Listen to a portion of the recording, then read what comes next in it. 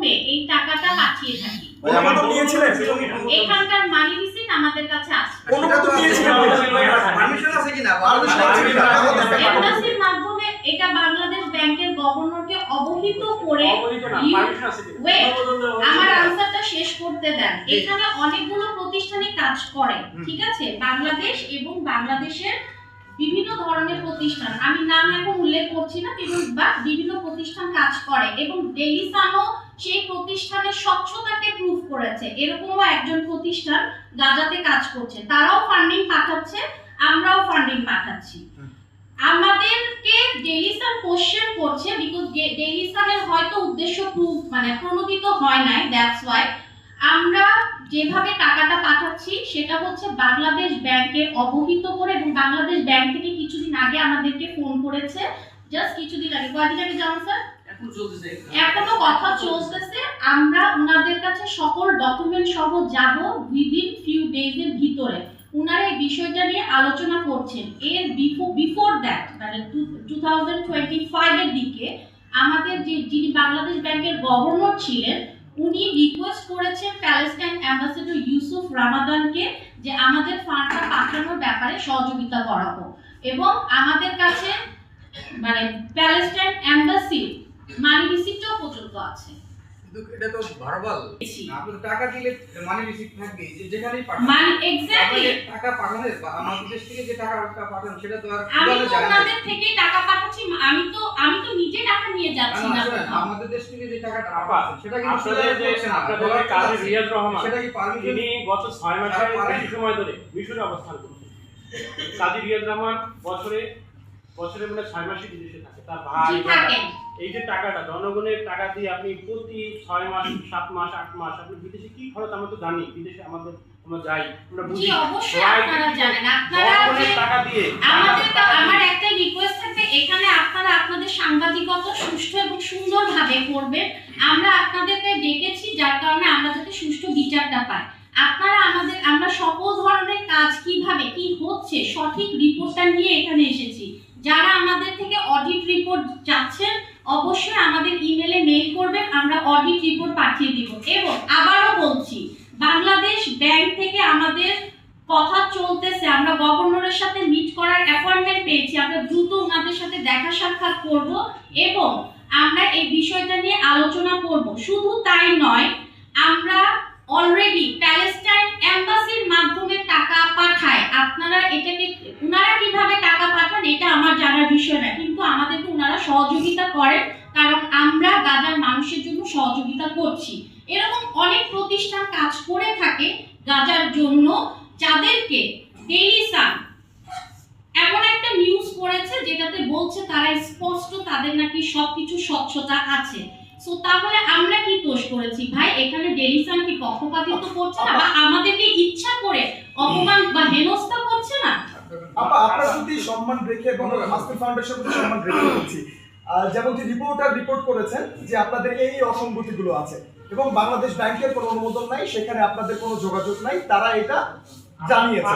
আপনারা বলছেন যে এখন আপনারা যোগাযোগ করছেন। না, আমরা এখন যোগাযোগ করছি না, আমরা 2024 সালের মার্চ মাস থেকে যোগাযোগ করছি এবং সকল নথিপত্র এখানে আছে। আরেকটা বিষয়, প্যালেস্টাইন এমবাসি বাংলাদেশের কোনো অথরিটি না, তারা বাংলাদেশের অথরিটি। বাংলাদেশ থেকে কোনো কিছু পাঠাতে হলে তার একটা অনুমোদন দরকার হয় বাংলাদেশ সরকারের। অবশ্যই দরকার হয়, এখানে স্বরাষ্ট্র মন্ত্রণালয় ডেইলি সান সেই বিষয়টা উল্লেখ করেছে, এই বিষয়টাকে আপনারা ডিফেন্ড করতে পারেন, কিন্তু আপনাদের তো বাংলাদেশ ব্যাংক থেকে অনুমোদন নাই, এটা সত্যি কিনা?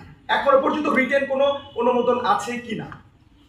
বাংলাদেশ ব্যাংক থেকে রিটেন অনুমোদন ইনশাআল্লাহ আমরা কিছুদিনের মধ্যে তার আগে তো পাঠিয়ে দিয়েছেন, ডেইলি সান তো এটাই বলেছে।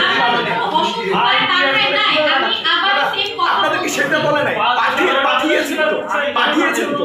আমি আবারও সেম কথা বলতেছি, অনুমোদন তখনই আমরা যদি পাঠাতাম তাহলে অনুমোদনের প্রয়োজন হতো। আমরা প্যালেস্টাইন এম্বাসিতে টাকাটা দিয়েছি এবং তারা আমাদেরকে সহযোগিতা করেছে। এখানে আমাদের অনুমোদনের বিষয়টা নয়, আমরা যতক্ষণ পর্যন্ত অনুমোদন না পাবো, কেন আমরা টাকাটা আইন নীতি না মেনে চালাবো? আমরা তো অবশ্যই কাজটা করব না। আমরা বাংলাদেশের আইনের প্রতি যথেষ্ট সম্মান জানাই এবং আমরা জানি আমাদেরকে আইন